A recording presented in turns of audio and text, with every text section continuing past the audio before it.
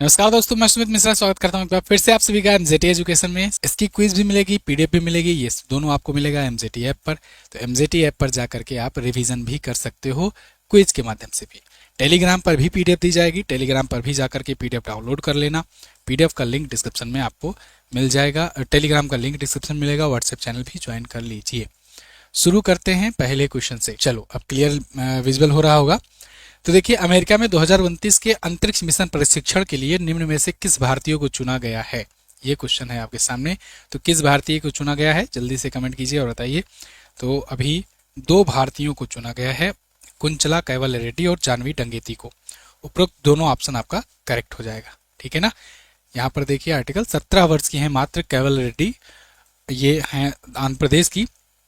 America की एक titans space industry है, उसके स्पेस क्लास 2025 से 2029 का जो प्रोजेक्ट है उसके लिए इनको चुना गया है। अंतरिक्ष यात्री कार्यक्रम है, तो हो सकता है ये अंतरिक्ष में भी जाने को इनको मौका मिले। अभी ये चुनी गई हैं, लास्ट में फाइनलाइज होंगी। 4 साल का प्रशिक्षण कार्यक्रम है। इसके अलावा जानवी डंगेती भी हैं, टाइटन्स स्पेस इंडस्ट्रीज के 2029 मिशन में ये भी शामिल होंगे। ठीक, अगला। हाल में कहाँ के जरी पोशाक को जीआई टैग मिला है? ये क्वेश्चन पूछा जाएगा आपसे। जरी पोशाक कहाँ का है? जरी पोशाक बहुत ही फेमस होता है और इसको मिला है जीआई टैग। उत्तर प्रदेश का ही है। जैसे उत्तर प्रदेश में एक जगह का है चिकनकारी, कहाँ का है बताओ कमेंट करके। उत्तर प्रदेश में चिकनकारी कहाँ का है? चिकनकारी एक कढ़ाई का एक टाइप है लखनऊ में, ठीक है। तो वो चिकनकारी लखनऊ का, उसको भी जीआई टैग मिल चुका है। जरी पोशाक जो है ये है मथुरा का, उत्तर प्रदेश का ये भी है और इसे भी जीआई टैग मिल चुका है। दोनों ही क्वेश्चन पूछे जा सकते हैं। मथुरा सांझी क्राफ्ट, मथुरा पेड़ा, कांटीमाला क्राफ्ट, ये सब मथुरा के और प्रोडक्ट हैं जिनको आज तक जीआई टैग मिल चुका है, इससे पहले भी, ठीक है। भारत और किस देश के बीच अभ्यास गरुण आयोजित किया गया?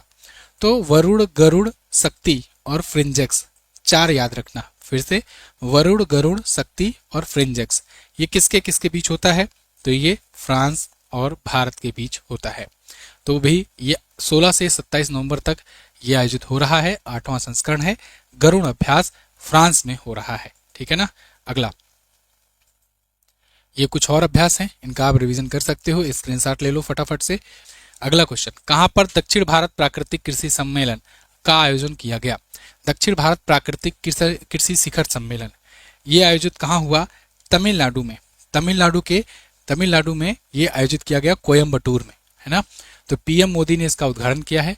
ये प्राकृतिक कृषि को लेकर के, यानी नेचुरल फार्मिंग को लेकर के बढ़ावा देने को ये सम्मेलन आयोजित किया गया था। अगला, ढाका में आयोजित हुआ 24वीं एशियाई तीरंदाजी चैंपियनशिप, ढाका यानी बांग्लादेश। तो यहाँ पर भारत ने कुल कितने गोल्ड मेडल जीते हैं? ध्यान रहे, यहाँ गोल्ड मेडल पूछा गया है, कुल कितना गोल्ड भी जीता है भारत ने। तो भारत ने कुल 6 गोल्ड जीते हैं। लेकिन ओवरऑल मेडल पूछा जाए टोटल, तो टोटल भारत ने 10 मेडल जीते हैं। 6 gold, 3 silver, 1 bronze medal. Dhaka Bangladesh में आयोजित हुआ 8 से 14 नवंबर के बीच। साउथ कोरिया दूसरे पर रहा, तीसरे पर रहा कजाकिस्तान, ठीक है। ज्योति सुरेखा वेन्नम, ये महिला के व्यक्तिगत और कंपाउंड दोनों में जीती हुई हैं 2 गोल्ड। अगला, हाल ही में किस देश ने 2047 तक विश्व की सबसे गहरी जलगत अनुसंधान प्रयोगशाला बनाने की घोषणा की? 2047 तक कौन बनाएगा? जलगत यानी अंडर वाटर सबसे बड़ी रिसर्च लेबोरेटरी बनाई जाएगी भारत के द्वारा, भारत के साइंटिस्ट के द्वारा। ये डीप ओशन मिशन का हिस्सा है। भारत अभी मत्स्य 6000 भी लॉन्च कर रहा है। मत्स्य 6000 जो है ये समुद्रयान है और इसके तहत 6000 मीटर की गहराई तक हम लोग अपना समरसिबल भेजेंगे। नाम क्या होगा? मत्स्य 6000। एक बार समरसिबल भेजेंगे, फिर वहीं 6000 की गहराई में ही एक प्रयोगशाला बना देंगे। वो प्रयोगशाला दुनिया की सबसे भीतर पानी के अंदर प्रयोगशाला होगी, सबसे बड़ी होगी। अभी एक्वेरियस रीफ बेस है अमेरिका का, जो 19 मीटर गहराई पर बना है और वो इकलौता है दुनिया में। अगला, भारत दुनिया का कौन सा सबसे बड़ा पेटेंट फाइलर बन गया? तो 6ठा सबसे ज्यादा पेटेंट भारत ने फाइल किया। पेटेंट फाइल मतलब क्या होता है कि कितने रिसर्च हुए हैं और रिसर्च का अधिकार कितने लोगों ने अपना दावा पेश किया है कि कौन सा देश कितना ज्यादा आविष्कार करके उसका पेटेंट करा लिया है। तो देखिए, विश्व बौद्धिक संपदा संगठन के द्वारा एक रिपोर्ट आई है, भारत पेटेंट फाइल करने वालों के मामले में ये टॉप 10 में शामिल है और 64,000 से अधिक पेटेंट आवेदन कर चुका है। दुनिया का 6ठा सबसे ज्यादा है, ठीक है ना, पेटेंट फाइलर। अगला, हाल ही में ओडिशा के किस समुद्री तट को अंतर्राष्ट्रीय ब्लू फ्लैग प्रमाणन 2025-26 का सर्टिफिकेट मिला है? अंतर्राष्ट्रीय ब्लू फ्लैग प्रमाणन इसका सर्टिफिकेट मिला है और ये सोनापुरी और पुरी इन दोनों को मिला हुआ है। उपरोक्त दोनों ऑप्शन करेक्ट हो जाएगा। ये दोनों समुद्री तट हैं। ब्लू फ्लैग सर्टिफिकेशन का मतलब ये है कि वहां पर इको फ्रेंडली सारी चीजें हो रही हैं, इन्वायरमेंट फ्रेंडली सारी चीजें हो रही हैं।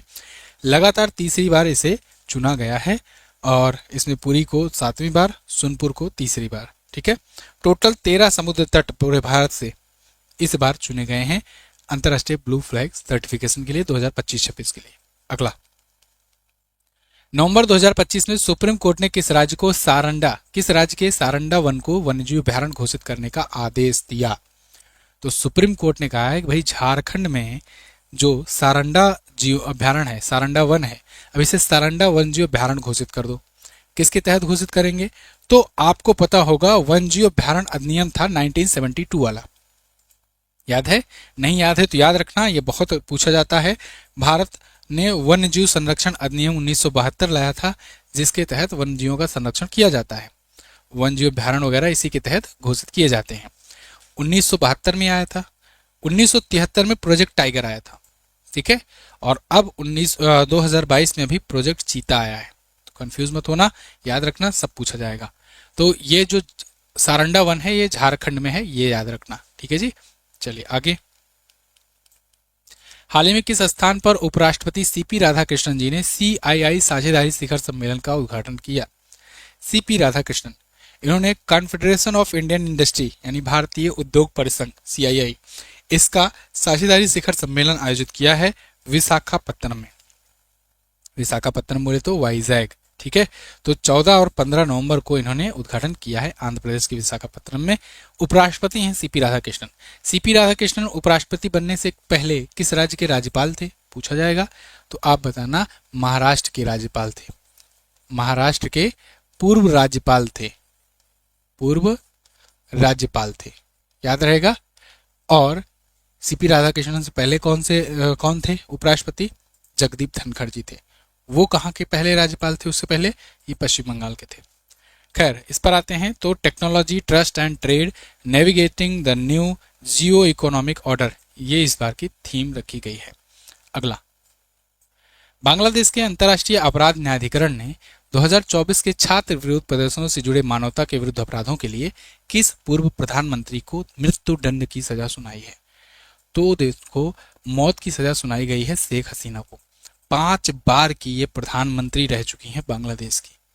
अब इनको मौत की सजा सुनाई जा रही है उन्हीं के देश के, उन्हीं के अंतर्राष्ट्रीय आपराधिक न्यायालय। ये अंतर्राष्ट्रीय देख के कंफ्यूज मत होना, ये बांग्लादेश का इंटरनल ही है ना। अंतर्राष्ट्रीय देख के लगता है कि अंतर्राष्ट्रीय कोई कोर्ट होगी, ये बांग्लादेश के अंदर ही है और इसको शेख हसीना ने ही बनाया था। जो नियम बनाए, जिस संस्था को ये बनाई, और वही संस्था के द्वारा इन्हीं को अब मौत की सजा सुनाई गई है।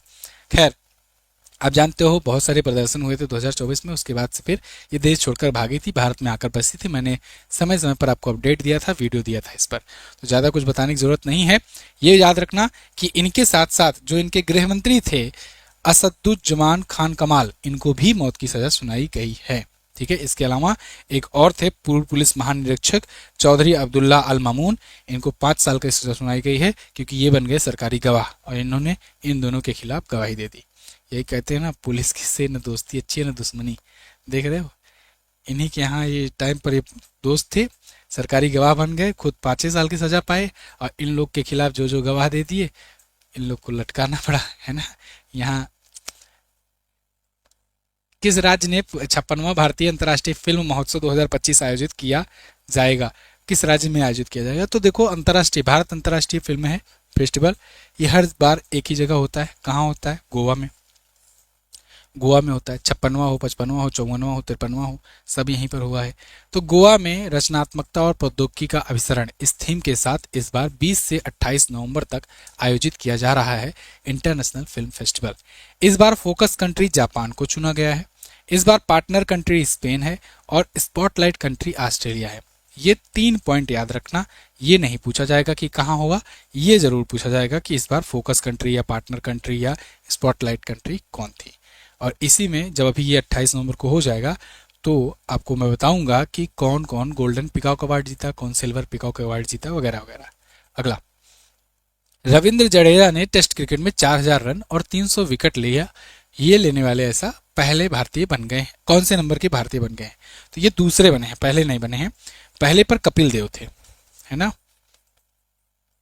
कपिल देव आप जानते हो, इनकी कप्तानी में भारत ने 1983 में वर्ल्ड कप जीता था, है ना। तो ये भी ऑलराउंडर थे। रविंद्र जडेजा भी ऑलराउंडर है। ऑलराउंडर ही रन और विकेट दोनों ले सकता है ना। तो 4000 रन और 300 विकेट ये टेस्ट में पूरा किए हैं रविंद्र जडेजा। कपिल देव के बाद दूसरे व्यक्ति, दूसरे भारतीय बन गए हैं। ओवरऑल पूरे विश्व में बात किया जाए, दुनिया के चौथे खिलाड़ी हैं। इयान बाथम और डैनियल विटोरी भी इन्हीं के साथ आते हैं। अगला, भारत के रक्षा थिएटर नेटवर्क पर रिलीज होने वाली पहली फिल्म कौन बनी? तो रक्षा थिएटर नेटवर्क पर रिलीज होगी पहली फिल्म भारत की 120 बहादुर। 120 बहादुर अभी मूवी आ रही है, पता नहीं आई कि नहीं आई, मैं चेक नहीं किया, शायद आ गई होगी। तो 120 बहादुर जो है ये बनी है लद्दाख में 1962 में जो इंडो चाइना वार हुई थी, उस टाइम पर रेजांग ला की लड़ाई हुई थी इंडो चाइना वार के दौरान।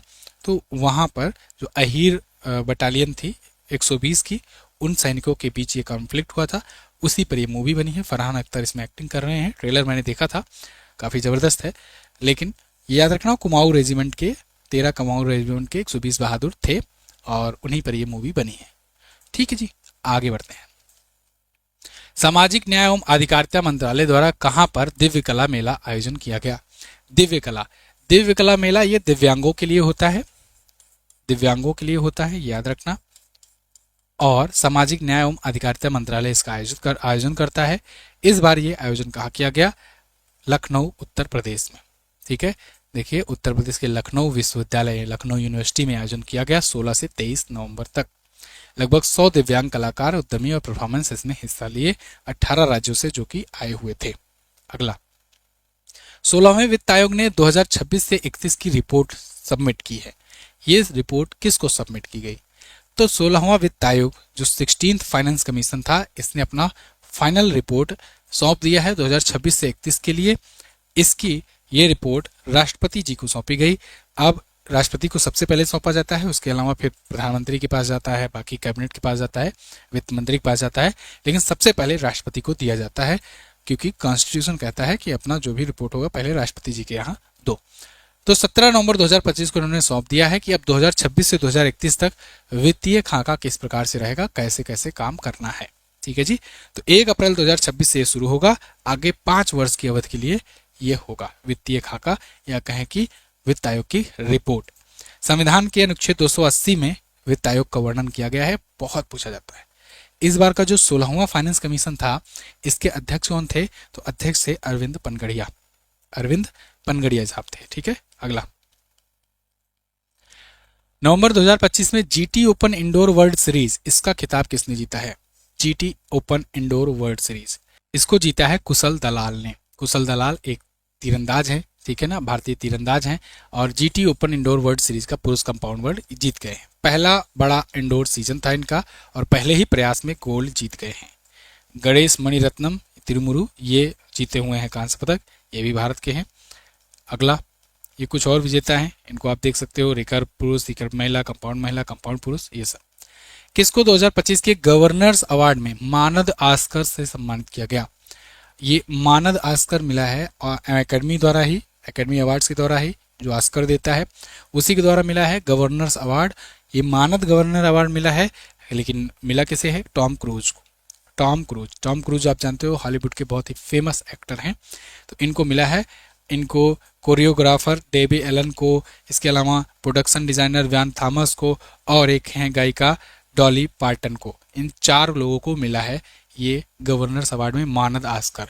इन्होंने कभी ऑस्कर नहीं पाया है, जैसे ऑस्कर में बेस्ट एक्टर वगैरह का ये सब अवार्ड कभी नहीं जीते हैं, लेकिन अब इनको मानद ऑस्कर मिल रहा है इनके 45 साल के लंबे सिनेमा में कंट्रीब्यूशन के लिए। अगला, हाल ही में किस देश को एशिया क्षेत्र के लिए कोडेक्स एलिमेंटेरियम कमीशन के 48वें सत्र के लिए पुनः निर्वाचित किया गया? कोडेक्स एलिमेंटेरियम कमीशन, तो इसके लिए भारत को चुना गया है 48वें सत्र के लिए। एक बार फिर से, एशिया क्षेत्र में एशिया क्षेत्र में खास करके भारत 2027 तक वैश्विक खाद्य मानक निर्धारण प्रक्रिया में भूमिका को और मजबूत करेगा। ठीक है, तो अंतर्राष्ट्रीय स्तर पर स्वास्थ्य और व्यापार नीति में भारत का प्रभुत्व बढ़ रहा है, ये दिखाता है इसको। अभी रोम में आयोजित हुआ था कोडेक्स एलिमेंटन कमीशन, तो वहीं पर ये डिसाइड किया गया। सरकार ने एआई को जन जन तक पहुंचाने और डिजिटल सशक्तिकरण को बढ़ावा देने के लिए कितने घंटे का ऑनलाइन कोर्स युवा एआई फॉर ऑल लॉन्च किया? युवा एआई फॉर ऑल ये 4.5 घंटे का ऑनलाइन कोर्स है, आप सबको भी ज्वाइन करना चाहिए। भारत सरकार ने एआई सिखाने के लिए लोगों को बता दिया है। गूगल पर सर्च करना युवा एआई फॉर ऑल, आपको मिल जाएगा। आप जाकर के वहाँ पर एआई के बारे में सीख सकते हो कि क्या क्या एआई करता है, कैसे कैसे एआई की मदद से क्या क्या किया जाना चाहिए। ठीक है, तो निःशुल्क है, सेल्फ पेस्ड कार्यक्रम है, आप भी फायदा लीजिए, सरकार के द्वारा ही किया गया है। अगला, नीतीश कुमार ने कौन सी बार बिहार के मुख्यमंत्री के रूप में शपथ ग्रहण की? अब की बार फिर से नीतीश कुमार, तो नीतीश कुमार 10वीं बार सीएम पद की शपथ लिए हैं। ये 10वीं बार लिए हैं, मतलब आप समझ रहे हो, मतलब मेरे हिसाब से तो शायद ही कोई मुख्यमंत्री होगा जो डबल डिजिट में मुख्यमंत्री पद की शपथ लिया होगा, है ना, इतनी बार। तो खैर ये लेकिन लॉन्गेस्ट नहीं है, लॉन्गेस्ट जो है वो है Pawan Kumar Chamling, longest serving CM Sikkim के। लेकिन सबसे ज़्यादा बार एक्चुअल में इनका बहुत बार कार्यकाल ऐसा रहा, जैसे पहली बार ये 7 दिन के लिए बने थे, बहुत बार इनका कार्यकाल ऐसा रहा कि लंबा लंबा पूरा टर्म नहीं रहा, 5-5 साल का, बीच बीच में सरकारें बदलती। आप जानते भी हो ये सरकार गिराने में भी और पलटने में भी बहुत माहिर थे, पलटूरा हम इसलिए जाने जाते थे, तो इसीलिए ये 10 बार इनको शपथ लेने का मौका मिला। खैर इस बार जो विधानसभा चुनाव हुआ 243 सीटों के लिए बिहार में, उसमें कुछ इस प्रकार से रहे व्यवस्था कि बीजेपी 89 जीती है, जेडीयू या जनता दल यूनाइटेड जो नीतीश कुमार की पार्टी है 85 seat, Lok Janshakti party Ramvilas 19 seat, HM party 5, Indian National Congress 6 seat जीती है, 6 सीट जीती है, इसको 6 कर लीजिएगा। आरजेडी 25 जीती है, ठीक है। एआईएमआईएम ये भी 5 सीट जीती है। सम्राट चौधरी और विजय सिन्हा ने शपथ ग्रहण कर ली है उप मुख्यमंत्री के रूप में और मुख्यमंत्री बने हैं नीतीश कुमार। अगला, ये उनका कब कब मुख्यमंत्री कितने कितने कार्यकाल के लिए थे, समय के लिए ये दिया गया है पूरा पूरा। फीफा विश्व कप तक क्वालिफाई करने वाले पहुंचने वाला अब तक का सबसे छोटा देश कौन बना? सबसे छोटा देश, तो फीफा वर्ल्ड कप के लिए क्वालिफाई कर लिया है क्यूरासाओ।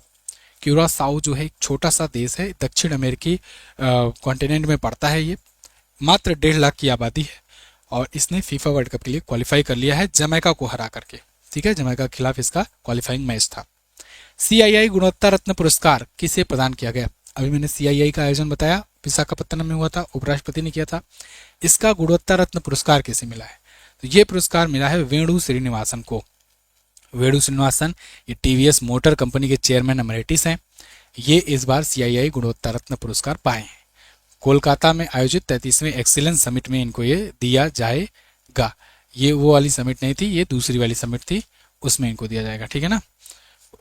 भारतीय उद्योग परिसंघ की स्थापना 1895 में हुई थी, नई दिल्ली में हेडक्वार्टर है। राजीव मेमानी इस साल के लिए अध्यक्ष हैं। हर साल के लिए सीआईआई का नया अध्यक्ष होता है, तो इस साल के लिए राजीव मेमानी है। अगला, नवंबर 2025 में इंदिरा गांधी शांति पुरस्कार 2024 से किसे सम्मानित किया गया?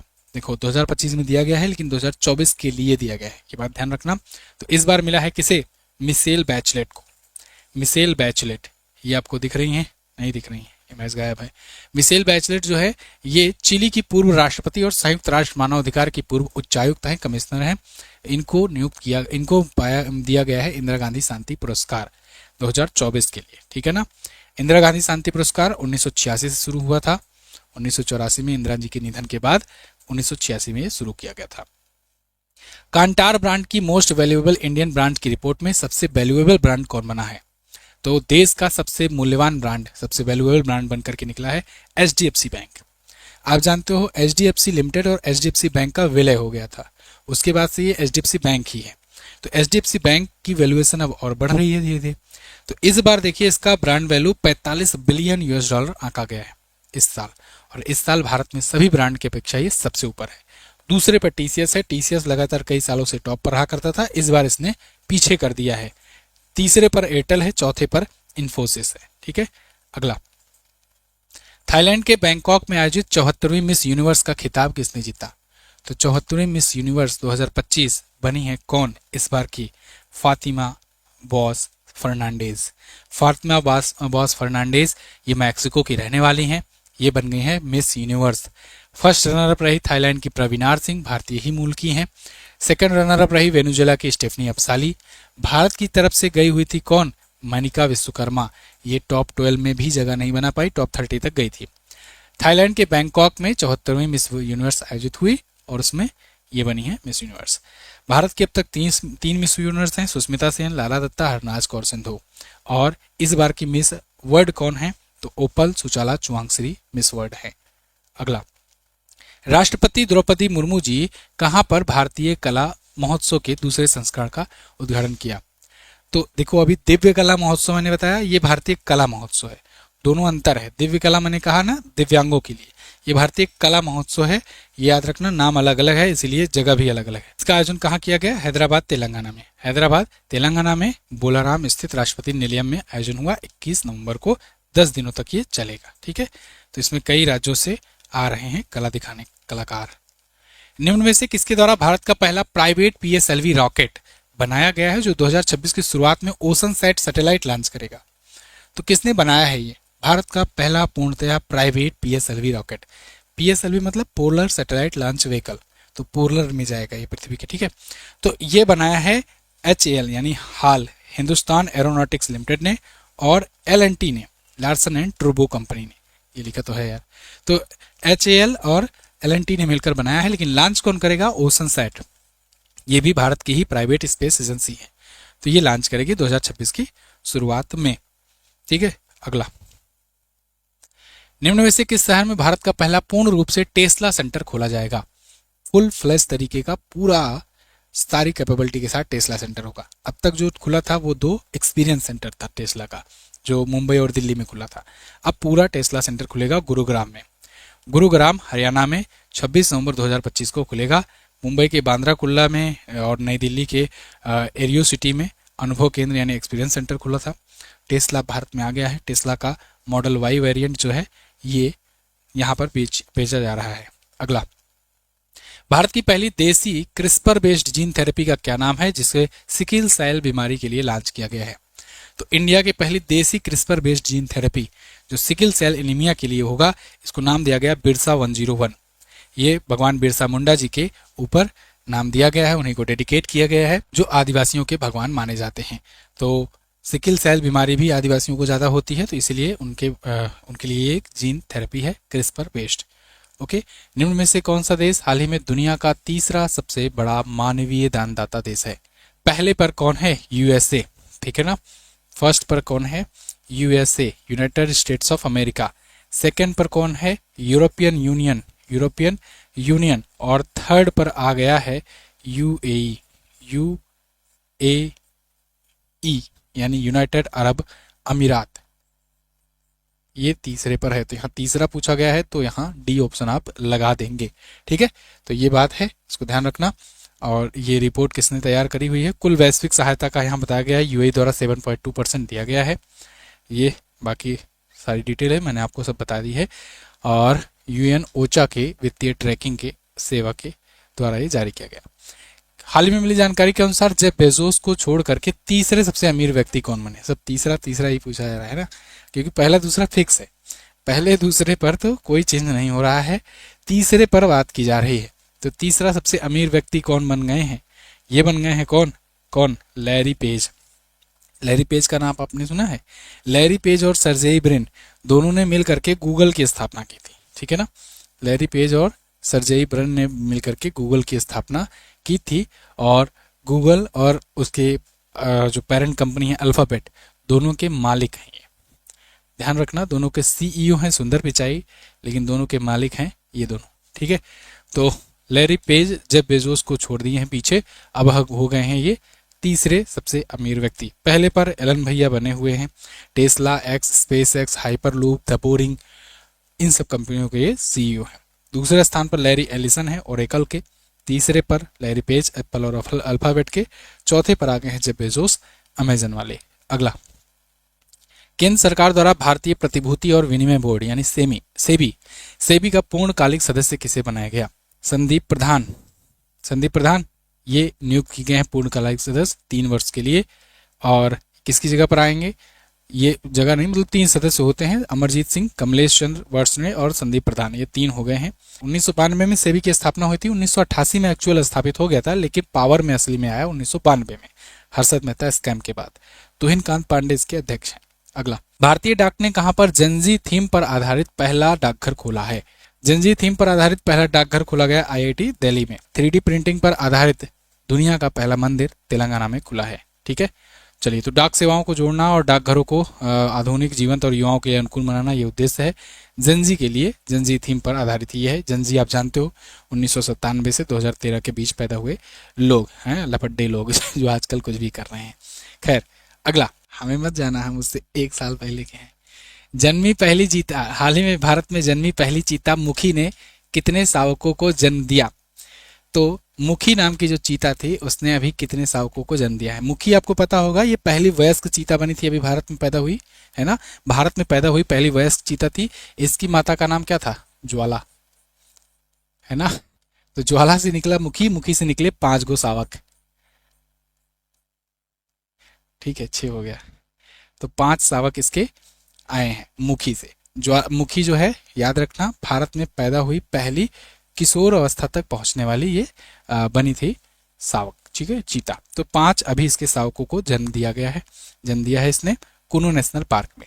आप जानते हो चीता, प्रोजेक्ट चीता के तहत चीते लाए गए थे, सबसे पहले नमीबिया से, फिर साउथ अफ्रीका से, और अब बोत्सवाना से बात चल रही है। और एक बात, 2 नेशनल पार्क में ही रखे गए हैं पूरे भारत में चीते। सबसे पहले तो कुनू नेशनल पार्क में रखे गए थे, अब थोड़ा सा और डाइवर्सिफाई करने का प्रयास किया जा रहा है और गांधी सागर वन्यजीव अभ्यारण्य में रखा जा रहा है। ठीक है ना, ये रहा। तो गांधी सागर में अभी 3 रखे गए हैं ट्रायल के रूप में, सब सर्वाइव कर जाते हैं तो और बढ़ाया जाएगा संख्या। कुनू नेशनल पार्क में 29 चीते हैं। ठीक है, 5 शावकों को जन्म भी दिया गया है। 17 सितंबर 2022 को प्रोजेक्ट चीता की शुरुआत हुई थी, ये बात भी याद रखना। पीएम मोदी ने अपने बर्थडे पर इसका उद्घाटन किया था। नवंबर 2025 में WHO ने किस देश को पोलियो मुक्त घोषित किया? वर्ल्ड हेल्थ ऑर्गेनाइजेशन जब देखता है पिछले 3 साल से किसी खास रोग का कोई भी मरीज नहीं मिला है उस पूरे देश में, तो उस देश को उस रोग से मुक्त घोषित करता है ऑफिशियली। तो पोलियो के केसेस पिछले 3 साल से इंडोनेशिया में नहीं आए हैं, इसको देखते हुए यहाँ पर पोलियो मुक्त घोषित किया गया है WHO के द्वारा इंडोनेशिया को। क्या भारत पोलियो मुक्त है? हाँ, भारत को भी पोलियो मुक्त किया गया था। कब किया गया था? भारत पोलियो मुक्त कब हुआ? ये क्वेश्चन पूछा जाता है, कई बार पूछा गया है। भारत पोलियो मुक्त हुआ था 2014 में, मार्च 2014 में। अभी 2021 में चाइना को मलेरिया मुक्त घोषित किया गया था, ये भी याद रखना। तो फिलहाल पोलियो की खोज जोनास साल्क और अल्बर्ट साबिन ने की थी। नवंबर 2025 में भारत के 53वें चीफ जस्टिस के रूप में किसने शपथ ग्रहण की? 53rd chief justice of India. तो ये बन गए हैं जस्टिस सूर्यकांत। जस्टिस सूर्यकांत 53वें चीफ जस्टिस ऑफ इंडिया हो गए। किसके जगह पर आए हैं? जस्टिस BR गवई की जगह पर आए हुए हैं। शपथ कौन दिलाता है चीफ जस्टिस ऑफ इंडिया को? सुप्रीम कोर्ट के मुख्य न्यायाधीश को राष्ट्रपति। तो राष्ट्रपति जी ने अभी इनको शपथ दिलाई है। कार्यकाल इनका 9 फरवरी 2027 तक रहने वाला है। अनुच्छेद 124 से 147 तक भारत में सुप्रीम कोर्ट का वर्णन है, जिसमें अनुच्छेद 124 के क में कहा गया है कि सुप्रीम कोर्ट का एक मुख्य न्यायाधीश होगा जो भारत का न्यायाधीश होगा, जिसकी नियुक्ति राष्ट्रपति करेंगे। ठीक है ना। अगला, हाल ही में किस माइनिंग कॉर्पोरेशन को 16वें राष्ट्रीय सुरक्षा सम्मेलन 2025 में 5 कलिंग सुरक्षा उत्कृष्टता प्रदान किया गया? तो 16वां राष्ट्रीय सुरक्षा सम्मेलन 2025 हुआ। इसमें ओडिशा की ओडिशा माइनिंग कॉर्पोरेशन लिमिटेड या OMCL, इसको दिया गया है कलिंग सुरक्षा उत्कृष्टता पुरस्कार। एक बार फिर से ये जीती हुई है और इसने 5 पुरस्कार मिले हैं 2 कैटेगरीज में, प्लेटिनम और गोल्ड। ठीक है, तो ओडिशा माइनिंग कॉर्पोरेशन याद रखना। अगला, पहला ब्लाइंड महिला T20 वर्ल्ड कप किसने जीता है? ब्लाइंड महिला T20 वर्ल्ड कप, इसको भारत की महिलाओं ने जीत लिया है। भारत में ही आयोजन हुआ था, भारत और श्रीलंका मिलकर के इसका आयोजन किया था, लेकिन भारत ने जीत लिया है। पहली बार आयोजित हुआ था ब्लाइंड महिलाओं का T20 वर्ल्ड कप। ठीक है, आपने देखा भी होगा, अभी पीएम मोदी टॉक कर रहे थे, उनसे बातचीत कर रहे थे, वो वीडियो भी काफी वायरल है। तो नेपाल को 7 विकेट से इन्होंने हराया है। भारत श्रीलंका मेजबान था, भारत विजेता रहा। अगला, हाल ही में कहां पर 6ठी अंतर्राष्ट्रीय कृषि विज्ञान कांग्रेस 2025 का आयोजन किया गया? तो कहां पर आयोजन किया गया भाई? इसका आयोजन किया गया है नई दिल्ली में। ठीक है, नई दिल्ली में किया गया है और 24 से 26 नवंबर तक ये आयोजित हुआ। थीम थी री इन्विजनिंग एग्रोनॉमी, एग्रोनॉमी मतलब agriculture economy for smart agro food system and environmental protection. इस थीम के आधारित ये था। शिवराज सिंह चौहान जो कि केंद्रीय कृषि मंत्री हैं वो उद्घाटन किए इसको। अगला, हाल ही में जारी विकास प्रतिबद्धता सूचकांक 2025, इसमें भारत कौन से में स्थान पर रहा? तो डेवलपमेंट कमिटमेंट इंडेक्स, आप भी कमिटमेंट करते हो, डेवलपमेंट करके डेवलपमेंट के लिए जो कमिटमेंट है उसको देखा गया तो उसमें भारत रहा 36वें स्थान पर। 36वें स्थान पर किसमें से पता है? 38 देशों में 36वें पर, यानी आखिरी से तीसरे पर। यहाँ कमिटमेंट मतलब साफ साफ जाहिर है नेता लोग जो है वादे करते हैं, झांसे देते हैं। तो स्वीडन जो था ये फर्स्ट पर था, जर्मनी सेकंड पर, नॉर्वे रहा तीसरे स्थान पर और भारत 38 देशों में 36वें स्थान पर रहा। अगला, 19वें सूर्य किरण सैन्य अभ्यास का आयोजन कहाँ किया गया? तो 19वां सूर्य किरण अभ्यास ये आयोजित कहाँ पर किया गया? सूर्य की किरण कहाँ से निकलती है? सूर्य की किरण आप बनाते थे ना बचपन में, मैप बनाते थे, ऐसे पहाड़ बनाते थे, उसके बाद फिर ऐसे सूर्य बनाते थे, ऐसे सूर्य की किरणें निकला करती थी, ऐसे बनाते थे। हिमालय पर्वत बनाते थे, तो हिमालय पर्वत के पीछे कौन सा देश है? नेपाल है ना। तो भारत और नेपाल के बीच होता है सूर्य किरण एक्सरसाइज और इस बार इसका 19वां संस्करण था। और किसके बीच मतलब कहाँ पर आयोजित हुआ? उत्तराखंड के पिथौरागढ़ में। उत्तराखंड के पिथौरागढ़ में इसका आयोजन किया गया है। ठीक है, 25 नवंबर से 8 दिसंबर 2025। अगला, हाल ही में किसको लोकनायक फाउंडेशन साहित्य पुरस्कार 2025 प्रदान किया गया? ये दिया गया है किसे? ये दिया गया है वेलामाला सिमन्ना को। वेलामाला सिमन्ना को दिया गया है, जो कि 100 से ज्यादा ये प्रसिद्ध तेलुगु लेख लिख चुके हैं, इनकी कृतियां हैं 100 से ज्यादा और बहुत ही फेमस ये तेलुगु राइटर हैं। इनको ये पुरस्कार दिया गया है लोकनायक फाउंडेशन साहित्य पुरस्कार 2025। ठीक है, विशाखापत्तनम में आयोजित समारोह में 2 लाख रुपए का नगद पुरस्कार इनको करके दिया जाएगा 18 जनवरी को। 18 जनवरी को दिए जाने के पीछे तर्क है कि 18 जनवरी को हरिवंश राय बच्चन और एनटी रामा राव का जन्म होता है। ठीक है, जयंती होती है। अगला, किस देश ने लगातार दूसरी बार महिला कबड्डी विश्व कप जीता? दूसरी बार महिला कबड्डी विश्व कप किसने जीता? भारत ने जीत लिया है। भारत ने चीनी ताइपे को हराया है। चीनी ताइपे हम लोग कहते हैं ऑफिशियल रूप से, बाकी उसे ताइवान के रूप में भी जाना जाता है, लेकिन चूंकि यूएन ने अभी ताइवान को रिकॉग्नाइज नहीं किया है इसलिए चीनी ताइपे ही माना जाता है। ठीक है ना। पिछला आयोजन हुआ था 2012 में पटना में, उसे भी भारत ने जीता था, इस बार भी भारत ने जीत लिया है। अगला, हाल ही में किसने इंदौर में आयोजित इंडियन ओपन में महिला वर्ग का खिताब जीता? इंडियन ओपन, तो इसमें महिला वर्ग का खिताब इंदौर में आयोजित हुआ और इसको जीत लिया है। किसने जीता भाई? अनाहत सिंह ने। अनाहत सिंह ने जीता है। ये स्क्वैश के इवेंट में जीती हुई हैं। स्क्वैश खिलाड़ी हैं ये, है ना, स्क्वैश खिलाड़ी हैं अनाहत सिंह, राजस्थान की रहने वाली हैं, तो इन्होंने ये जीता हुआ है। ठीक है, इंडियन ओपन। ज्योत्सना चिनप्पा को इन्होंने हराया है, ये भी याद रखना। ये भारत की नंबर 1 महिला स्क्वैश खिलाड़ी वर्तमान में बनी हुई हैं। अगला, एक और जरूरी बात, व्हाट्सएप चैनल से जुड़िए। व्हाट्सएप चैनल का लिंक डिस्क्रिप्शन में आपको मिल जाएगा। न्यू ईयर का सेल स्टार्ट है, यहाँ पर आप new year coupon code use करके 70% तक का डिस्काउंट प्राप्त कर सकते हो हमारे वीडियो कोर्सेज और ई बुक्स पर। आपको MZT ऐप पर जाना है और हालांकि ब्रह्मास्त्र ई बुक पर आपको कोई डिस्काउंट नहीं मिल रहा है, लेकिन बाकी जो ई बुक्स और बाकी जो वीडियो कोर्सेज हैं उस पर आप 70% का डिस्काउंट प्राप्त कर पाओगे। गूगल प्ले स्टोर पर जाकर MZT ऐप डाउनलोड कीजिए, बेस्ट ई बुक सेक्शन में जाइए, वहाँ पर आपको जो भी मंथली 6 मंथ की या फिर आप UPSI की, लेखपाल की, ग्रुप डी की, रेलवे की बहुत सारी ई बुक्स हैं, उनको आप ले सकते हो डिस्काउंट पर। और वीडियो कोर्स में भी सेम ऐसा ही डिस्काउंट प्राप्त कर पाओगे, चाहे वो संकल्प बैच हो चाहे GS सफलता बैच। राष्ट्रीय महिला आयोग ने संकटग्रस्त महिलाओं हेतु कौन सा हेल्पलाइन नंबर शुरू किया है? तो राष्ट्रीय महिला आयोग के द्वारा संकटग्रस्त महिलाओं के लिए एक नया हेल्पलाइन नंबर शुरू किया गया है 14490 14490। ठीक है, तो ये न्यू वीमेन पावर हेल्पलाइन होगी पूरे ऑल ओवर इंडिया के लिए। ठीक है, क्योंकि राष्ट्रीय महिला आयोग ने शुरू किया है इसको। ऐसे ही यूपी में आप जानते हो 1090 है, 1090 चौराहा भी है लखनऊ में, तो ये विमेन पावर लाइन है उत्तर प्रदेश की। ऐसे ही 1091 है महिला हेल्पलाइन ऑल ओवर इंडिया के लिए। ऐसे ही 1930 है साइबर क्राइम के लिए। साइबर क्राइम के लिए आप 1930 डायल कर सकते हो। 1098 बाल हेल्पलाइन के लिए है। ठीक है ना, और 181 है महिला हेल्पलाइन घरेलू दुर्व्यवहार के लिए। ओके, तो ये शुरू किया गया है 14490। अगला, PM मोदी ने कहां पर 5 जन्य स्मारक का उद्घाटन किया? तो पांचजन्य स्मारक इसका उद्घाटन किया गया है अभी कुरुक्षेत्र हरियाणा में। कुरुक्षेत्र हरियाणा में पीएम मोदी ने धर्म ध्वजा का जब अनावरण किया, ठीक है, धर्म ध्वजा फहराई वहां पर अयोध्या में, उसके बाद उसी दिन ये गए कुरुक्षेत्र में हरियाणा में और वहां पर अंतर्राष्ट्रीय गीता महोत्सव में हिस्सा बने। उसके बाद इन्होंने वहीं पर 32 फुट ऊंची पांचजन्य संघ का उद्घाटन किया। पांचजन्य क्या है? पांचजन्य ये महाभारत के समय पर भगवान कृष्ण की संघ थी, इसी शंखनाद से युद्ध शुरू होता था, ठीक है ना। 18 दिनों तक महाभारत युद्ध चला था, ये बात याद रखना। तो भगवान कृष्ण के पवित्र संघ का नाम है पांचजन्य और इनके चक्र का नाम था सुदर्शन। अगला, तो अंतर्राष्ट्रीय गीता महोत्सव कहाँ चल रहा है? कुरुक्षेत्र हरियाणा में, हर बार वहीं होता है, वहीं पर उन्होंने दिया था गीता का ज्ञान। पहली बार वर्ल्ड स्किल एशिया प्रतियोगिता में हिस्सा लिया है भारत ने कितने सदस्यों के साथ? तो भारत ने अभी 23 सदस्यों वाला अपना टीम ये भेजा हुआ है वर्ल्ड स्किल प्रतियोगिता में, जो कि होगा चीन में। तो चीनी ताइपे में ये फिर से आयोजित होगा। कौशल विकास और उद्यमिता मंत्रालय के द्वारा 23 सदस्यों वाली स्किल वाली टीम भेजी गई है, ये अपनी स्किल का करेंगे प्रदर्शन, ठीक है। तो टोटल 21 इवेंट होंगे, लेकिन 21 इवेंट में अभी 23 प्रतियोगी गए हैं भारत की तरफ से। पहली बार है जब इतनी बड़ी टीम जा रही है भारत से। 1987 से 1990 के बीच में ऑपरेशन पवन चलाया गया था।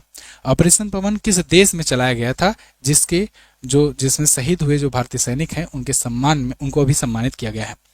तो 1987 से 1990 के बीच में ऑपरेशन पवन श्रीलंका में चलाया गया था।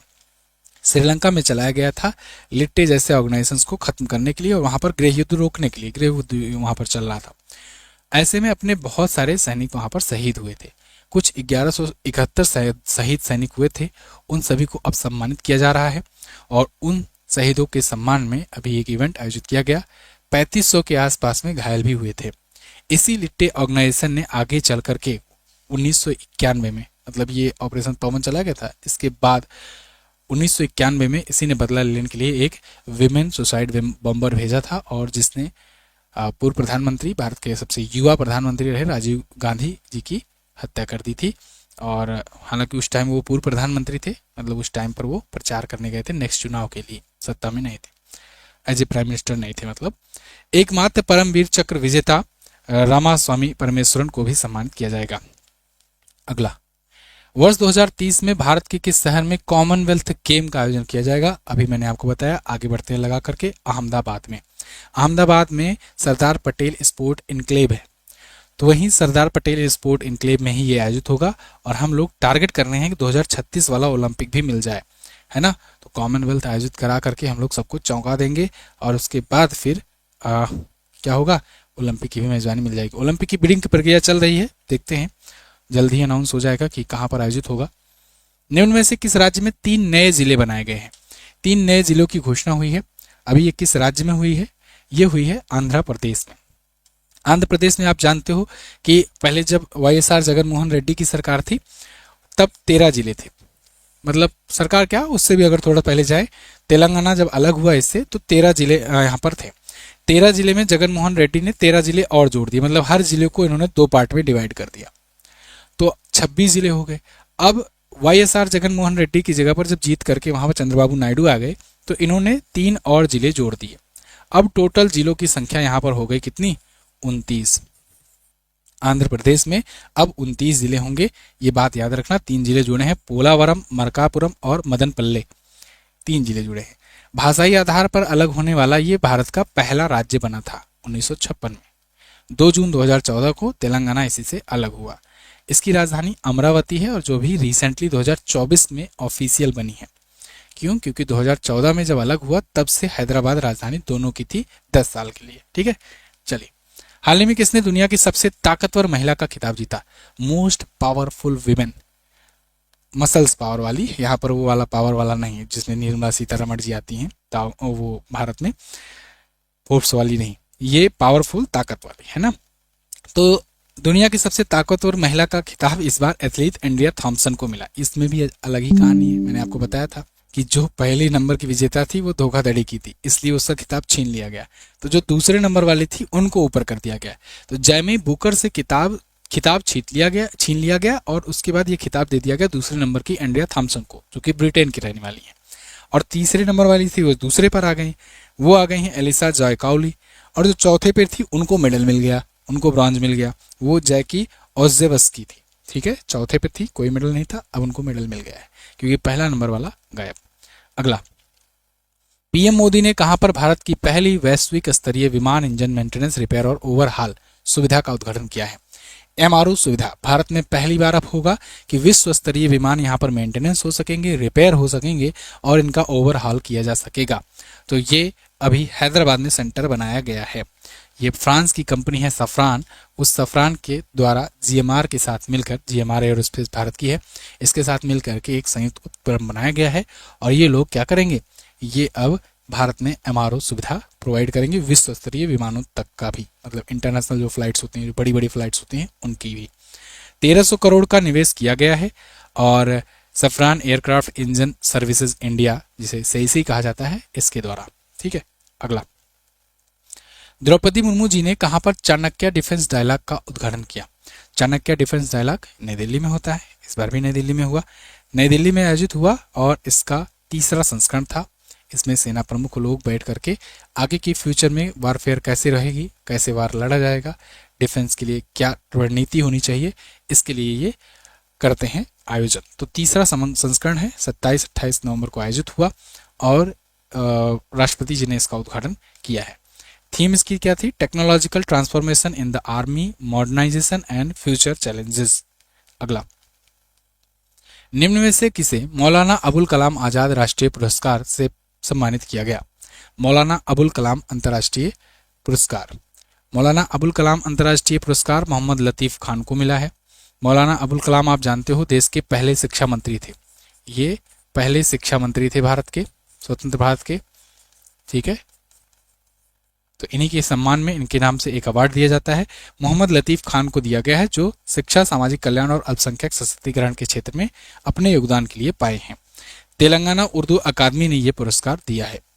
तेलंगाना की गवर्नमेंट में जो अल्पसंख्यक कल्याण मंत्री हैं मोहम्मद अजहरुद्दीन, जो कभी क्रिकेटर हुआ करते थे, भारत के कैप्टन भी रहे, इन्होंने ये दिया है, आज मंत्री हैं वहां पे। ठीक है, इसे माका ट्रॉफी भी कहते हैं, ये माका ट्रॉफी के नाम से भी पूछा जाता है क्वेश्चन में, याद रखना, Maulana Abul Kalam Azad trophy, short form में माका ट्रॉफी करते हैं।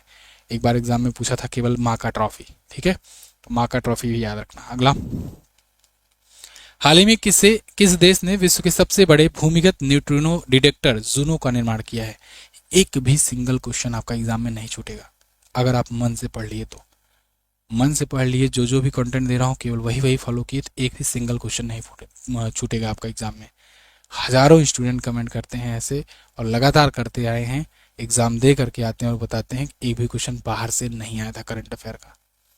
आप लोग के ऊपर है, आप इस चीज को कितना सीरियसली लेते हो। ठीक है ना, चलिए, विश्व के सबसे बड़े भूमिगत न्यूट्रिनो डिटेक्टर जूनो का निर्माण कार्य चीन ने पूरा किया है। ठीक है, चीन ने पूरा किया है।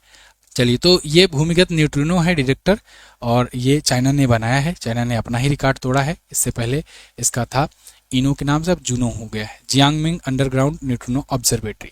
तो 700 मीटर नीचे है। ठीक है, कैपिंग शहर में, गुआडोंग प्रांत में।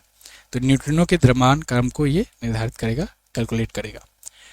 निम्न में से कौन दुनिया का सबसे ज्यादा आबादी वाला शहर बन गया है, दुनिया की सबसे ज्यादा पॉपुलेशन वाली सिटी, तो ये बन गई है जकार्ता।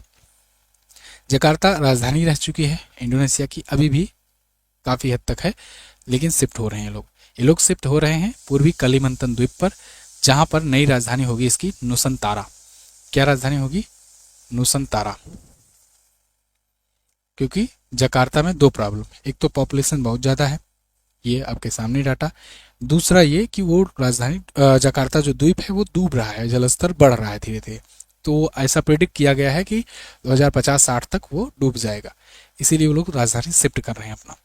खैर, वर्ल्ड ऑर्गेनाइजेशन प्रॉस्पेक्ट की रिपोर्ट है ये, जिसमें ये बताया गया है, फर्स्ट पर ये है, दूसरे पर ढाका आ गया है, तीसरे पर टोक्यो आ गया है। ढाका पश्चिम बंगाल की, ढाका बांग्लादेश की राजधानी है ना, अभी पश्चिम बंगाल की नहीं है, क्या पता फ्यूचर में हो जाए पश्चिम बंगाल की राजधानी, है ना। नहीं, राजधानी तो कोलकाता ही रहेगी, बांग्लादेश को बस मिला लिया जाएगा।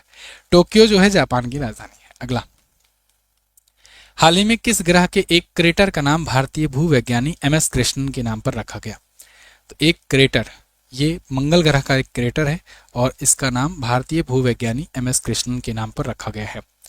और आसपास के भी छोटे मोटे जो क्रेटर हैं, इसी के क्रेटर के आसपास में छोटे मोटे जो हैं, उसका भी नामकरण केरल के ही बहुत सारी चीजें जैसे पेरियार, वर्कला, बेकल, थुम्बा और वलियामाला के नाम पर रखा गया है। ये क्रेटर बताया जाता है 3.5 अरब साल पुराना है और सबसे बड़ा क्रेटर, काफी बड़ा क्रेटर है, सबसे बड़ा नहीं कहेंगे, बड़ा क्रेटर है। 77 किलोमीटर इसका व्यास है, डायमेंशन है 77 किलोमीटर में। सोचो एक एक या दो सिटी इसमें आ जाए। अगला, भारत के पहले प्राइवेट तौर पर विकसित कमर्शियल ऑर्बिटर रॉकेट का क्या नाम है, जिसे PM मोदी द्वारा अभी उद्घाटन किया गया है, लॉन्च नहीं। तो भारत के पहले प्राइवेट तौर पर विकसित कमर्शियल ये रॉकेट है। रॉकेट मतलब जो सैटेलाइट लॉन्च करता है, उसका नाम है विक्रम 1। इसको बनाया किसने है? स्काई रूट ने। स्काई रूट भारत की पहली प्राइवेट स्पेस एजेंसी थी। स्काई रूट ने विक्रम 1 बनाया। विक्रम S इससे पहले ये 2022 में लॉन्च कर चुका था। विक्रम नाम इसने दिया है विक्रम साराभाई से इंस्पायर होकर के, जो कि भारत में अंतरिक्ष कार्यक्रम के जनक माने जाते हैं। तो इसने अभी अपना इन्फिनिटी कैंपस में ये किया है। इसका अनावरण PM मोदी से करवाया है 27 नवंबर को। तो पृथ्वी की निचली कक्षा में यह स्थापित करने वाले सैटेलाइट लॉन्च कर सकेगा। अगला, किस देश के जोवोखिर सिंडारो ये FIDE वर्ल्ड कप का खिताब जीते हैं और जीतने वाले सबसे कम उम्र के खिलाड़ी बन गए हैं? लास्ट क्वेश्चन है, क्वेश्चन का आंसर दीजिए। जोवोखिर सिंडारो ये हैं उज्बेकिस्तान के और इन्होंने FIDE वर्ल्ड चेस कप जीत लिया। वर्ल्ड कप चेस का टूर्नामेंट, शतरंज का टूर्नामेंट जीत लिया है। ये जीतने वाले सबसे कम उम्र के खिलाड़ी बन गए हैं। इन्होंने फाइनल में चीन के वेई ई को हराया है। ठीक है, ये शतरंज का होता है। FIDE मतलब कि इंटरनेशनल चेस फेडरेशन 1924 में स्थापना हुआ था। लुसाने में हेडक्वार्टर है। अध्यक्ष हैं आर्केडी डी वाराकोविक। अब आप कमेंट करके मुझे बताओ कि कितना आपने स्कोर किया। कमेंट करके जरूर बताना ईमानदारी से कितना आपने स्कोर किया। ठीक है, मैं सबका कमेंट देखूंगा, पढ़ूंगा। इसके अलावा कुछ और रिवीजन पॉइंट छोड़े जा रहा हूं आपके लिए, आप यहां से रिवीजन कर सकते हो। ये प्रमुख दिवस है। PDF दिया जाएगा, PDF टेलीग्राम पर मिलेगा, वहीं पर आप रिवीजन कर लेना। PDF जो है ये आपको टेलीग्राम पर मिल जाएगा। ठीक है, वहीं पर रिवाइज कर लेना। ये GI टैग प्राप्त है। ये प्रमुख निधन की रिवीजन है, इनको भी आप रख सकते हो। बाकी PDF तो आपको टेलीग्राम पर दे ही दी जाएगी, PDF से भी आप रिवीजन कर सकते हो। ठीक है ना। कल बैच आप ज्वाइन कीजिए हमारे वीडियो कोर्स का फायदा उठाने के लिए, करंट अफेयर और स्टैटिक GK का, और GS सफलता बैच में आप GS तैयार कर सकते हो। Thank you so much. मिलेंगे अगली क्लास में, तब तक के लिए नमस्कार, जय हिंद, वंदे मातरम।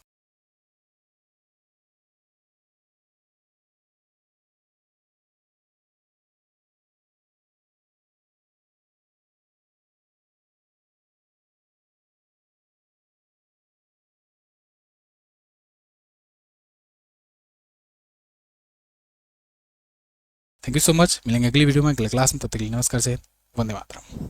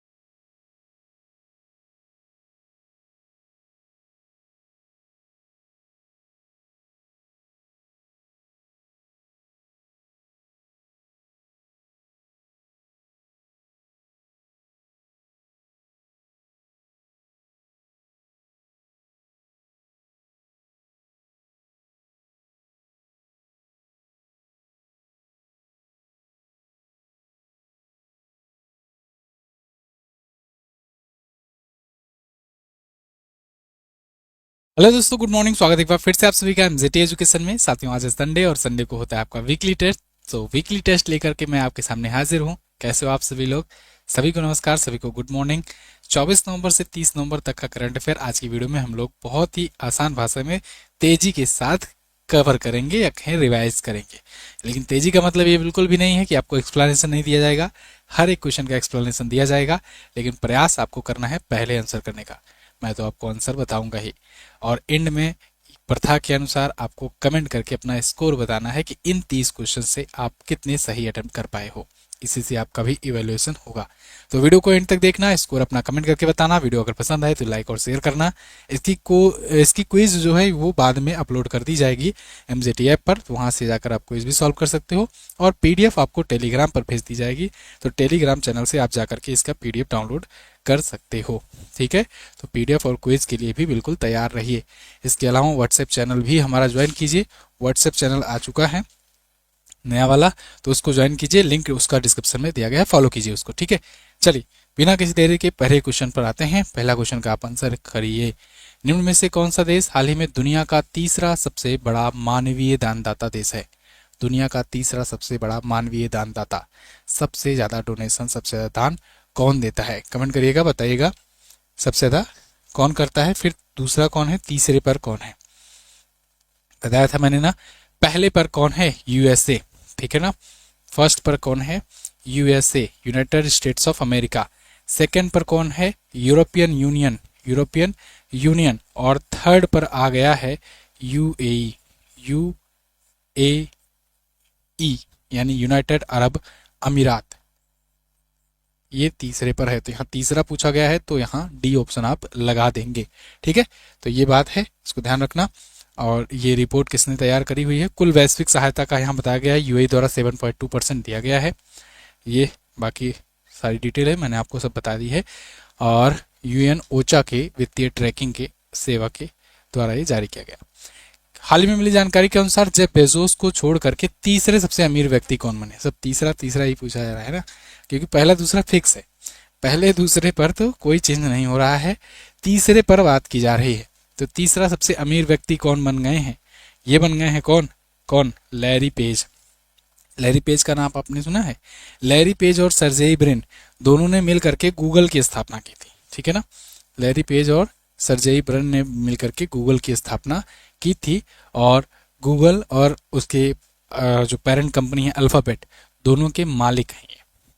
ध्यान रखना, दोनों के CEO हैं सुंदर पिचाई, लेकिन दोनों के मालिक हैं ये दोनों। ठीक है, तो लैरी पेज जेफ बेजोस को छोड़ दिए हैं पीछे, अब हो गए हैं ये तीसरे सबसे अमीर व्यक्ति। पहले पर एलन भैया बने हुए हैं, Tesla, X, space X, hyperloop, the boring, इन सब कंपनियों के ये CEO हैं।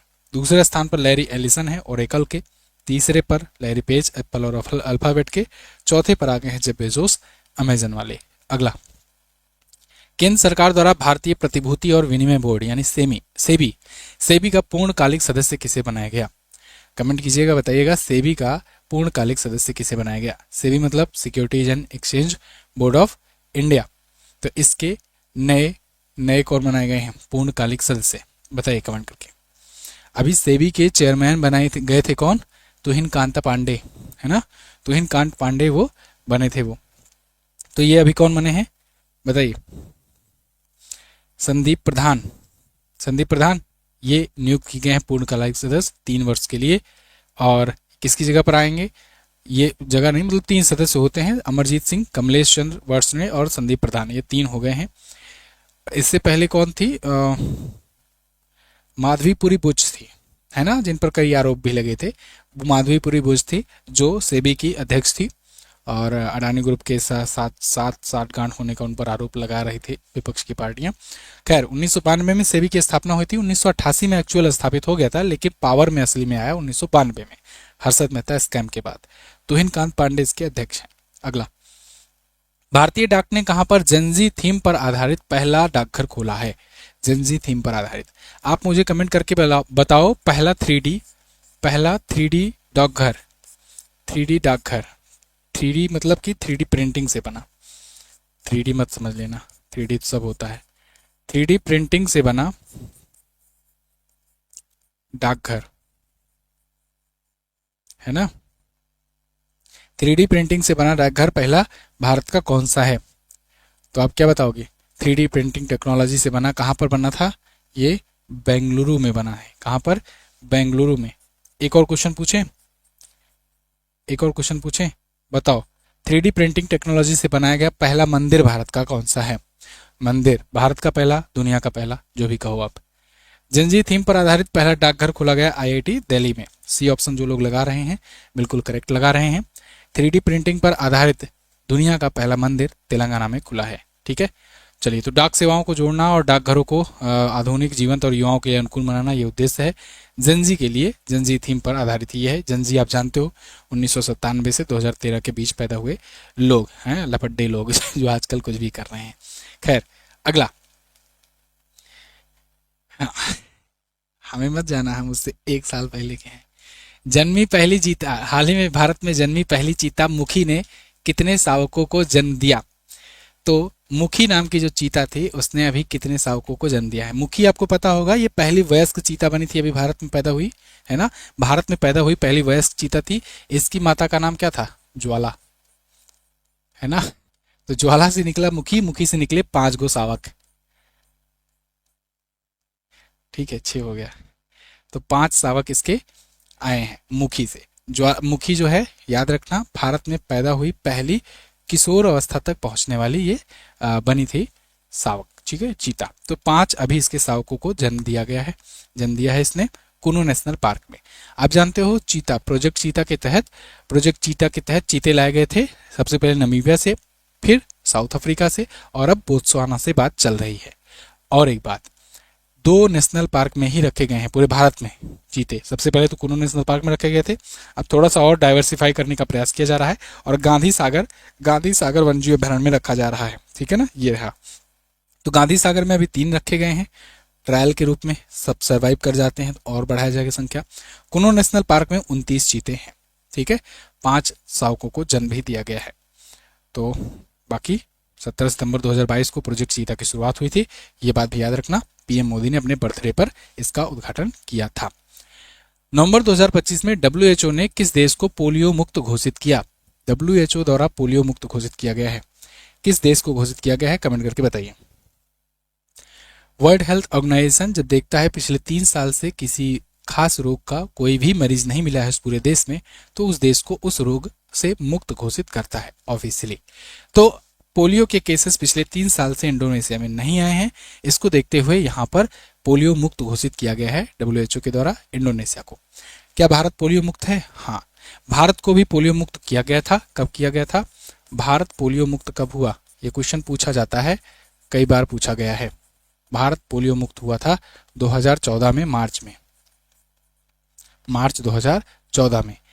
अभी 2021 में चाइना को मलेरिया मुक्त घोषित किया गया था, ये भी याद रखना। तो फिलहाल पोलियो की खोज जोनास साल्क और अल्बर्ट साबिन ने की थी। पोलियो दिवस, अंतर्राष्ट्रीय पोलियो दिवस कह सकते हैं, यूएन दिवस के दिन मनाया जाता है। यूएन दिवस कब मनाया जाता है आप कमेंट करके बताओ। नवंबर 2025 में भारत के 53वें चीफ जस्टिस के रूप में किसने शपथ ग्रहण की? 53rd chief justice of India, बताइएगा किसने शपथ ग्रहण की है? तो ये बन गए हैं जस्टिस सूर्यकांत। जस्टिस सूर्यकांत 53वें चीफ जस्टिस ऑफ इंडिया हो गए। किसके जगह पर आए हैं? जस्टिस बीआर गवई की जगह पर आए हुए हैं। शपथ कौन दिलाता है चीफ जस्टिस ऑफ इंडिया को, सुप्रीम कोर्ट के मुख्य न्यायाधीश को? राष्ट्रपति। तो राष्ट्रपति जी ने अभी इनको शपथ दिलाई है। कार्यकाल इनका 9 फरवरी 2027 तक रहने वाला है। अनुच्छेद 124 से 147 तक भारत में सुप्रीम कोर्ट का वर्णन है, जिसमें अनुच्छेद 124 के क में कहा गया है कि सुप्रीम कोर्ट का एक मुख्य न्यायाधीश होगा जो भारत का न्यायाधीश होगा, जिसकी नियुक्ति राष्ट्रपति करेंगे। ठीक है ना।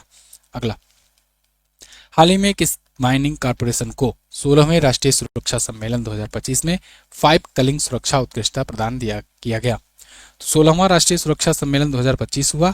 इसमें ओडिशा की ओडिशा माइनिंग कॉर्पोरेशन लिमिटेड या OMCL, इसको दिया गया है कलिंग सुरक्षा उत्कृष्टता पुरस्कार। एक बार फिर से ये जीती हुई है और इसने 5 पुरस्कार मिले हैं 2 कैटेगरीज में, प्लेटिनम और गोल्ड।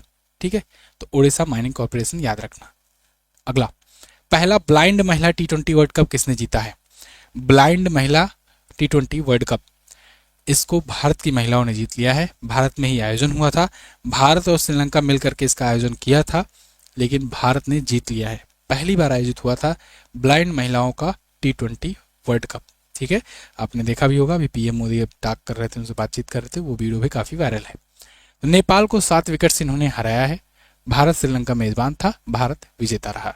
अगला, हाल ही में कहां पर छठी अंतर्राष्ट्रीय कृषि विज्ञान कांग्रेस 2025 का आयोजन किया गया? छठवीं अंतर्राष्ट्रीय कृषि विज्ञान कांग्रेस, ठीक है, इंडिया इंटरनेशनल एग्रीकल्चर कॉन्फ्रेंस या कांग्रेस, ठीक है। तो कहां पर आयोजन किया गया भाई? इसका आयोजन किया गया है नई दिल्ली में, ठीक है, नई दिल्ली में किया गया है और 24 से 26 नवंबर तक ये आयोजित हुआ। थीम थी री इन्विजनिंग एग्रोनॉमी, एग्रोनॉमी मतलब agriculture economy, for smart agro food system and environmental protection. इस थीम के आधारित ये था। शिवराज सिंह चौहान जो कि केंद्रीय कृषि मंत्री हैं वो उद्घाटन किए इसको। अगला, हाल ही में जारी विकास प्रतिबद्धता सूचकांक 2025, इसमें भारत कौन से स्थान पर रहा?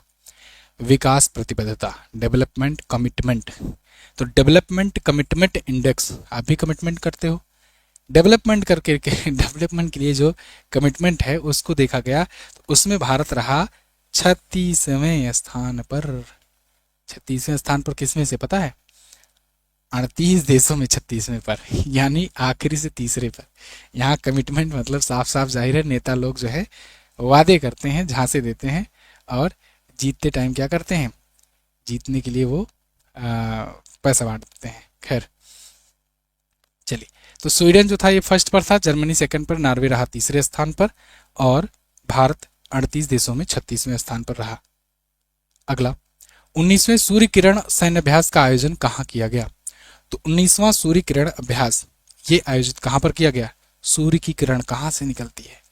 सूर्य की किरण आप बनाते थे ना बचपन में, मैप बनाते थे, ऐसे पहाड़ बनाते थे, उसके बाद फिर ऐसे सूर्य बनाते थे, ऐसे सूर्य की किरणें निकला करती थी, ऐसे बनाते थे।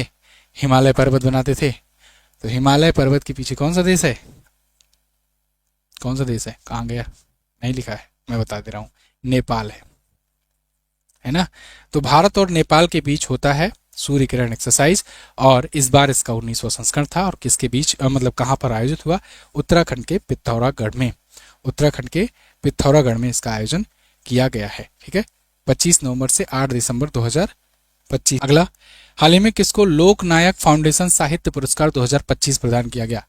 लोकनायक फाउंडेशन साहित्य पुरस्कार 2025 इसे सम्मानित किया गया, किसको दिया गया है ये पूछा गया है।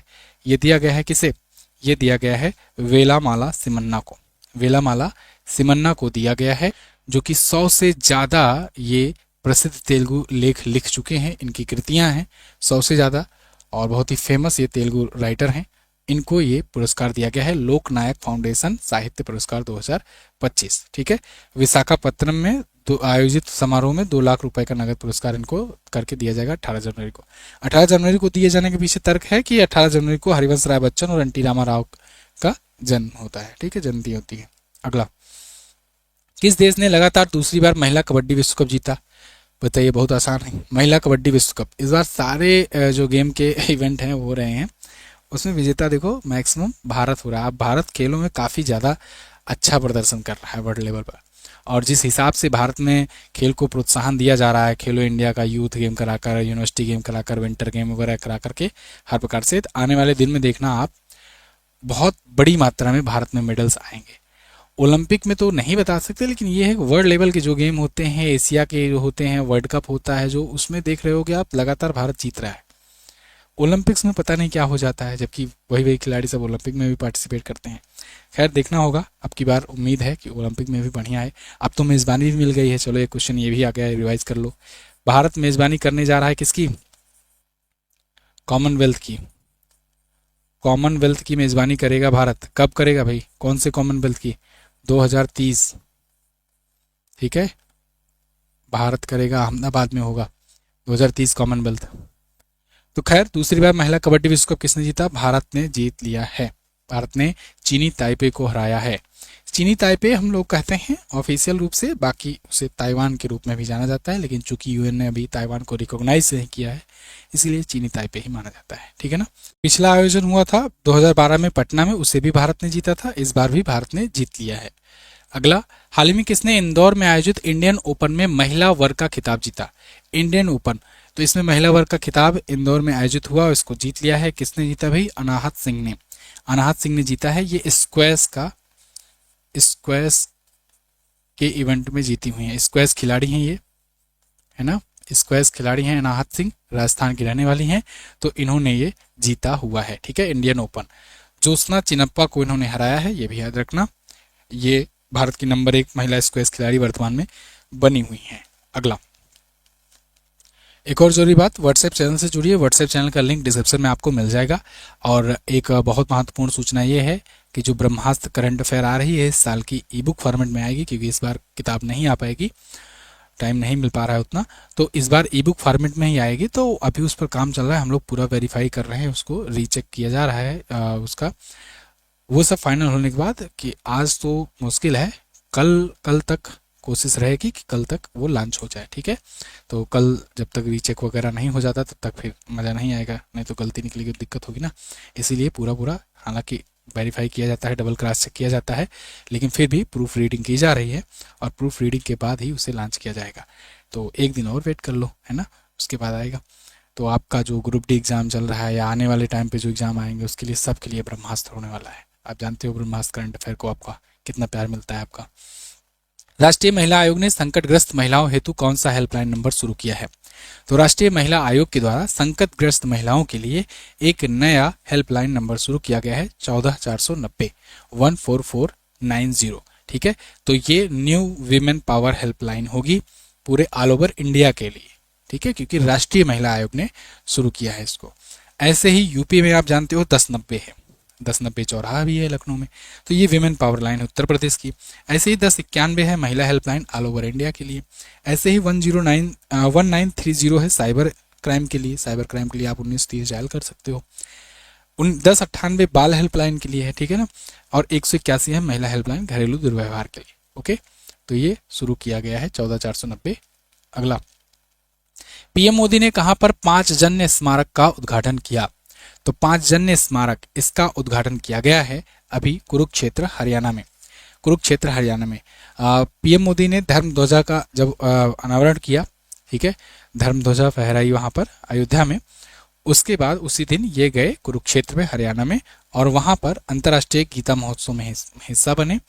उसके बाद इन्होंने वहीं पर 32 फुट ऊंची 5 जन्य संघ का उद्घाटन किया। 5 जन्य क्या है?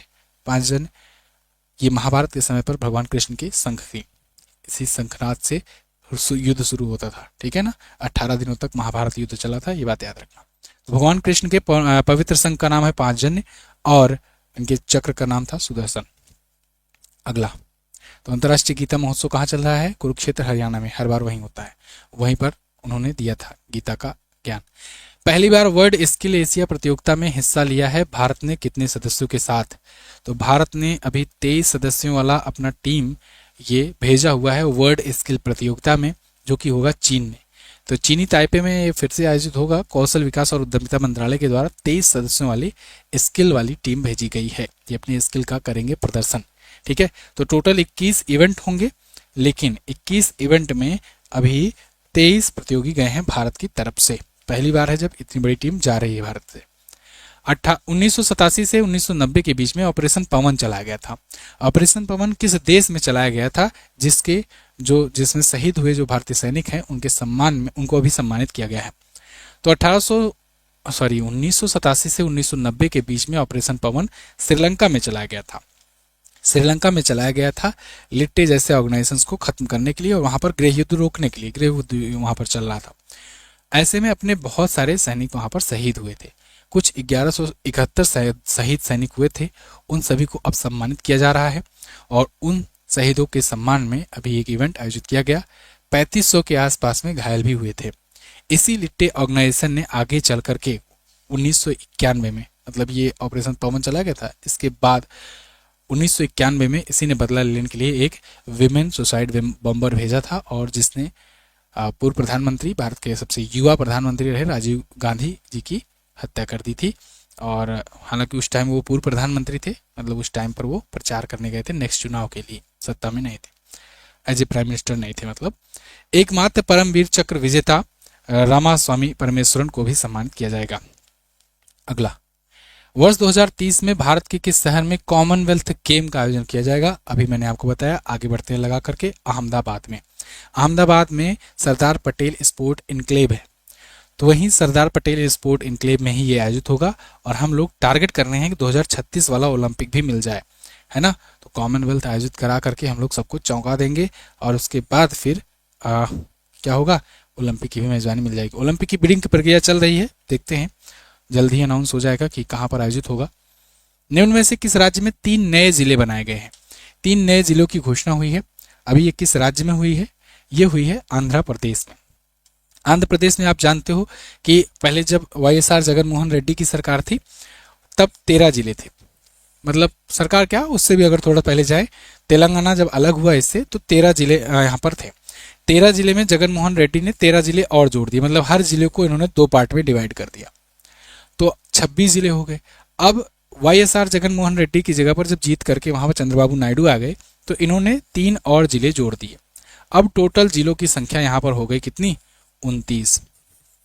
आंध्र प्रदेश में अब 29 जिले होंगे, ये बात याद रखना। 3 जिले जुड़े हैं, पोलावरम, मरकापुरम और मदनपल्ले, 3 जिले जुड़े हैं। भाषाई आधार पर अलग होने वाला ये भारत का पहला राज्य बना था 1956 में। 2 जून 2014 को तेलंगाना इसी से अलग हुआ। इसकी राजधानी अमरावती है और जो भी रिसेंटली 2024 में ऑफिशियल बनी है।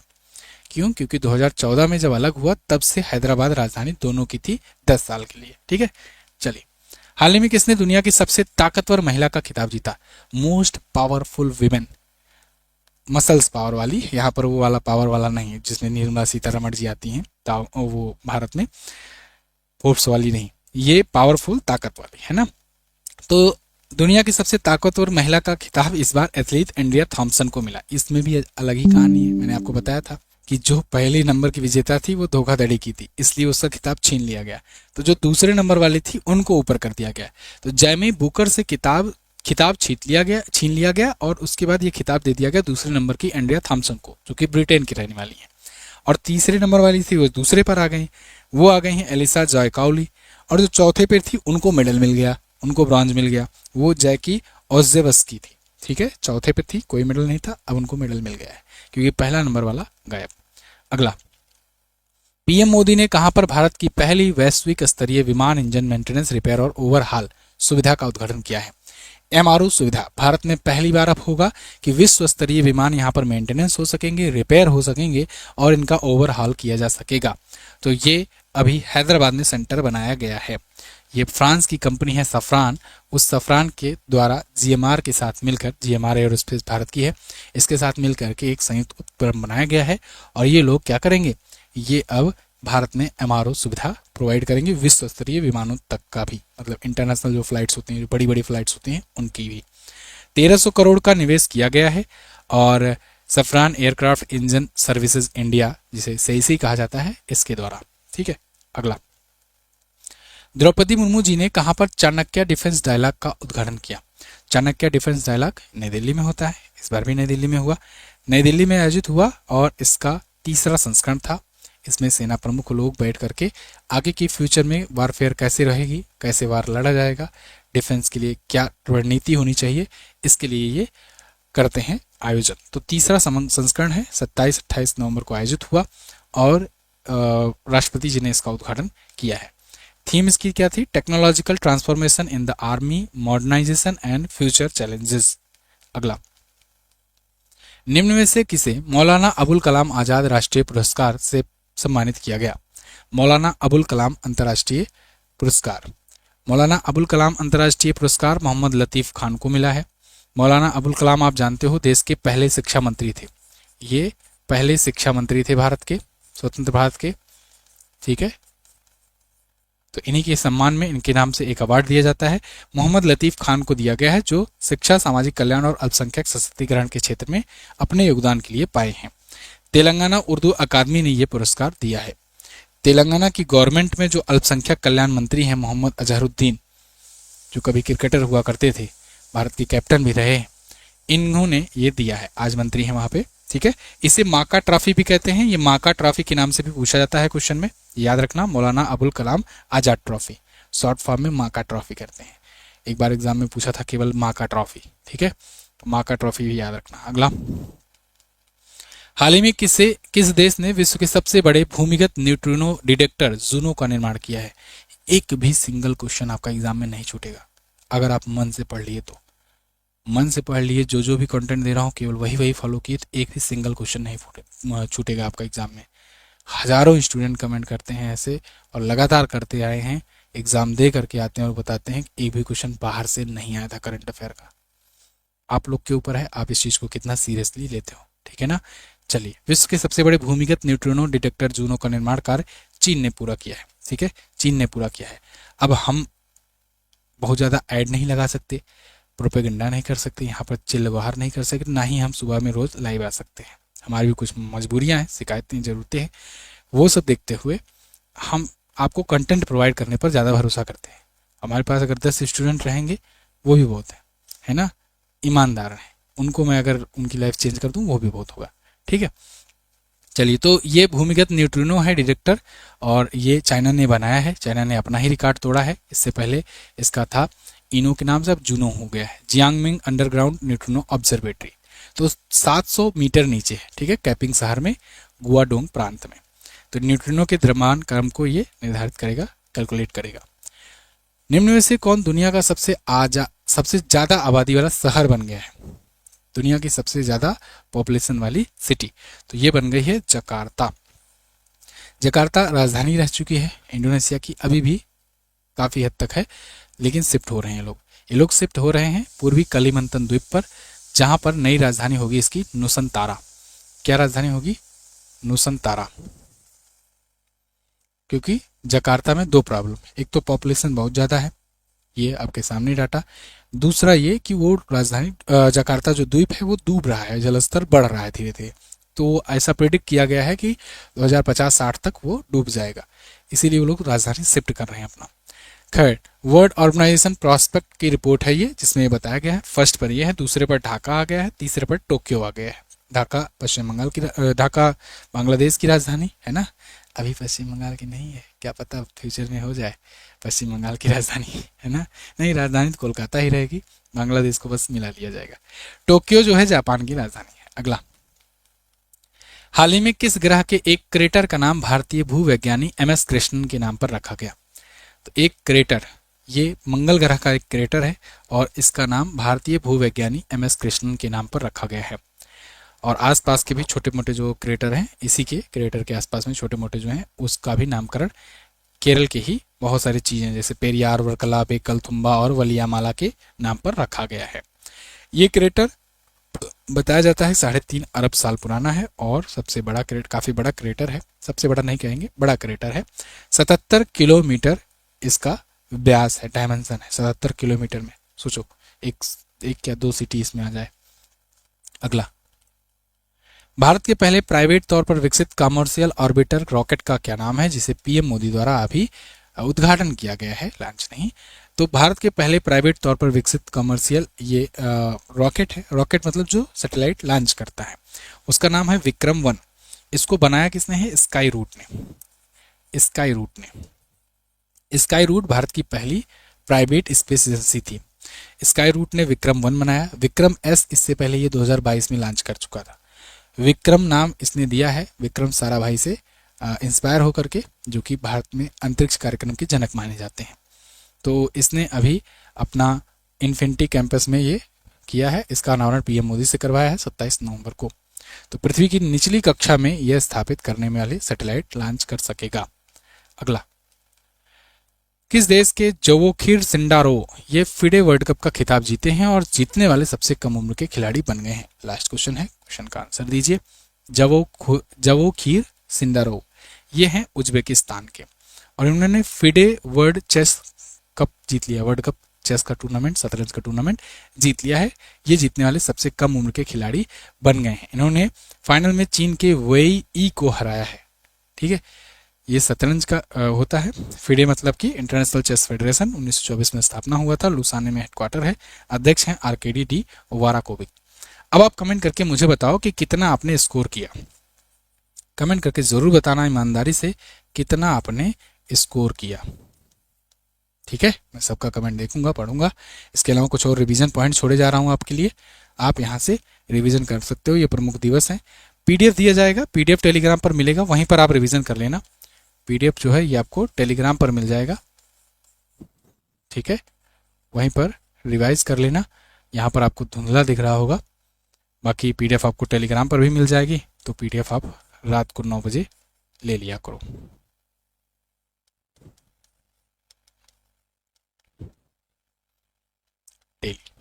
डेली करंट अफेयर की, वीकली की भी। बाकी संकल्प बैच जिन्हें ज्वाइन करना है, संकल्प बैच ज्वाइन कर सकते हैं। वीडियो कोर्स है करंट अफेयर का, और जिनको ई बुक चाहिए वो ई बुक के लिए इंतजार करें, कल परसों तक आ जाएगी। थैंक यू सो मच, मिलेंगे अगली वीडियो में, अगले क्लास में। तब तक के लिए नमस्कार, जय हिंद, वंदे मातरम।